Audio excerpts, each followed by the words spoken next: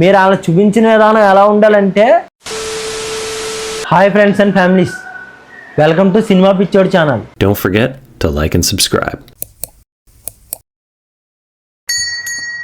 Kingdom movie గురించి మాట్లాడుకుందాం. మనం నిన్న నైట్ చూసి వచ్చాను. నిజంగా నాకు ఎలా అనిపించిందని ఫస్ట్ అడిగితే మీరు టూ బ్యాడ్ అండి. నాకైతే నచ్చలేదు. దాని గురించి ఇప్పుడు డిస్కస్ చేద్దాం. సినిమాలో ఖచ్చితంగా ఒక పొటెన్షియాలిటీ ఉన్న స్టోరీ అండి. ఇది చాలా బలమైన స్టోరీ. కానీ దాన్ని ఎగ్జిక్యూషన్ చేయటంలో గౌతమ్ తిన్ననూరి గారు అయితే ఫెయిల్ అయ్యారు.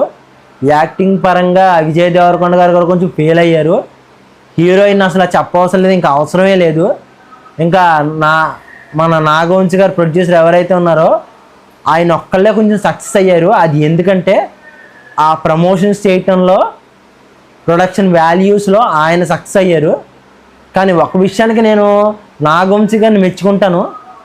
ఆయన ఒరిజినల్గా ఆయన చెప్పారు ఏంటంటే, మీకు ఫేక్ కలెక్షన్స్ అవి వేసుకుంటున్నాం పోస్టర్స్ ఫ్యాన్స్ కోసం, అలాగే అందరూ వెళ్ళటం కోసం మేము ఫేక్గా మేము అదేంటే రివ్యూలు కానీ లేదంటే రేటింగ్స్ కానీ ప్రొవైడ్ చేస్తున్నాం అని చెప్పారు. అది నిజంగా ఒక రకంగా రైటే అండి. ఎందుకంటే మీరు రైటర్స్ అందరూ ఒక హీరోని బేస్ చేసుకుని స్టోరీ రాయకండి. మీరు రాసుకున్న స్టోరీ ప్రకారంగా హీరోని ఎంచుకోండి. అప్పుడు మాత్రమే సినిమా ఖచ్చితంగా బాగుంటుంది.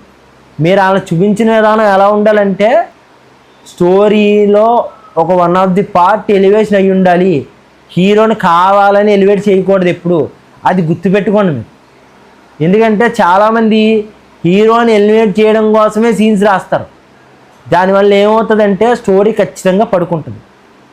ఫ్యాన్స్ కూడా అందరూ ఇదే అవుతారు. దేవరా సినిమాలో కూడా చాలా ఫాల్ట్స్ ఉన్నాయి. కానీ దాని మీద వీడియో చేద్దాం అనుకున్నాను, కుదరలేదు. అది పక్కన పెడితే కొన్ని సినిమాస్ కూడా అలాగే ఉన్నాయి. ఎందుకంటే రీసెంట్ టైమ్స్లో వచ్చింది కాబట్టి 600 crores అన్నారు కాబట్టి అది ఎంతవరకు కలెక్ట్ చేసినా మనకు తెలియదు.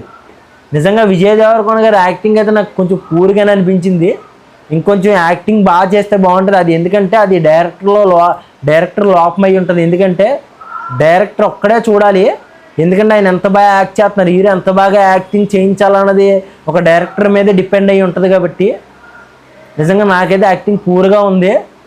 స్టోరీ అయితే చాలా మంచి పొటెన్షియాలిటీ ఉన్న స్టోరీ. ఆయన ఎగ్జిక్యూషన్ చేయలేకపోయారు.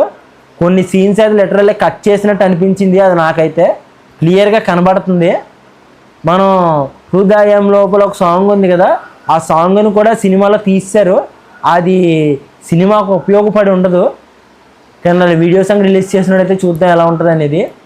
ఇంకా హీరోయిన్ అయితే చెప్పవసరం లేదండి, యూజ్లెస్. ఇంకా లేదుగో 2-3 సీన్లకి హీరోయిన్ కనబడాలి అన్న దానికైతే పెట్టారు. నాకైతే ఖచ్చితంగా నచ్చలేదు.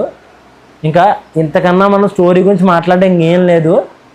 సినిమా నేను చూసి వచ్చిన తర్వాత నాకు అనిపించింది ఇది. సినిమా ఓవరాల్గా నాకైతే టూ బ్యాడ్ నచ్చలేదు. సినిమాకి నేను ఇచ్చే రేటింగ్ 10కి 4.5 రెడ్ బ్లూ గ్రీన్ ప్రకారంగా. ఇక్కడ దాకా మీరు వీడియో చూసారంటే మీకు ఖచ్చితంగా నచ్చిందని నేను అనుకుంటున్నాను. మరో వీడియోతో మీ ముందుకు వస్తానండి. ఉంటానండి. బాయ్. జై హింద్.